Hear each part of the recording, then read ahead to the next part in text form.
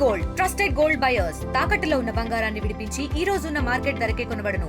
మరిన్ని వివరాలకు సంప్రదించండి 7771077220.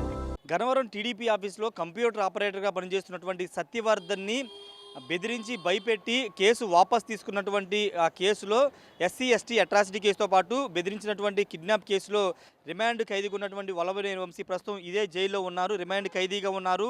నిన్న తెల్లవారుజామున 4 గంటలకి ఇక్కడికి తీసుకొచ్చారు. నిన్న నుంచి ఆయన విజయవాడ సబ్ జైల్లో ప్రస్తుతం ఇక్కడ ఉంటున్నారు.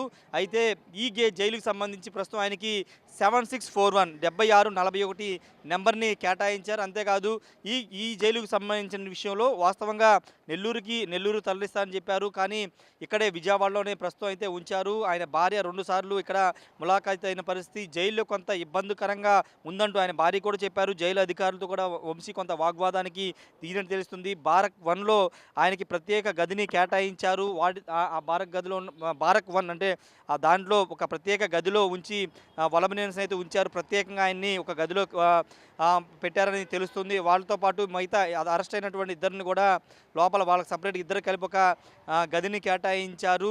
ముఖ్యంగా వంశీకి సంబంధించిన విషయంలో పోలీసులు పూర్తిగా కొంత ప్రత్యేక ఫోకస్ పెట్టినట్టు తెలుస్తుంది. ఎందుకంటే ఆయన గతంలో తెలుగుదేశం పార్టీ మీద తీవ్రస్థాయిలో విమర్శ చేసిన నేపథ్యంలో ఇప్పుడు ఎస్సీ ఎస్టీ అట్రాసిటీతో పాటు కిడ్నాప్ కేసులో అరెస్ట్ అయిన నేపథ్యంలో ప్రత్యేకంగా ట్రీట్ చేస్తున్నారు. ముఖ్యంగా ఆయనకి ప్రత్యేక గది కేటాయించడంతో పాటు బారక్ 1లో గది కేటాయించడంతో పాటుగా ప్రత్యేక సీసీ కెమెరాలు ఏర్పాటు చేశారు. ఆయన కదలికలన్నింటినీ కూడా పోలీసులు గమనిస్తున్నట్టు తెలుస్తుంది. అదే అంశాన్ని ఆయన భార్య కూడా పంకశ్రీ బయటకు వచ్చిన తర్వాత మాట్లాడారు.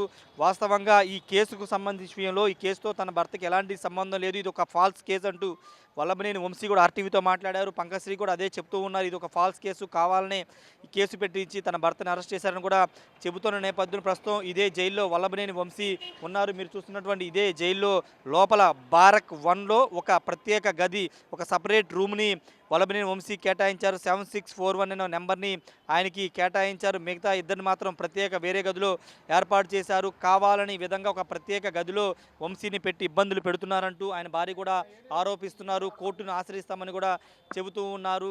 అయితే నిన్న అర్ధరాత్రి వంశీని ఈ జైలు నుండి నెల్లూరు జైలుకి మారుస్తారంటూ ప్రచారం జరిగింది. దానికి ప్రధాన కారణం ఇక్కడ విజయవాడ లోకల్ కావడం, విజయవాడ ఆనుకుని గన్నవరం నియోజకవర్గం ఉండడంతో స్థానిక వైసీపీ నేతలు కానీ గన్నవరం నుండి ఆయన ఫాలోవర్స్ వచ్చి ఇక్కడ హడావిడి చేస్తారు, ఆందోళన చేస్తారనే ఒక కారణంతో నెల్లూరు జైలుకి మారుస్తారని ఒక ప్రచారం జరిగింది. నిన్న అర్ధరాత్రికి మారుస్తారంటూ ప్రచారం జరిగింది. కానీ ప్రస్తుతానికి అలాంటి ఏమీ లేవు.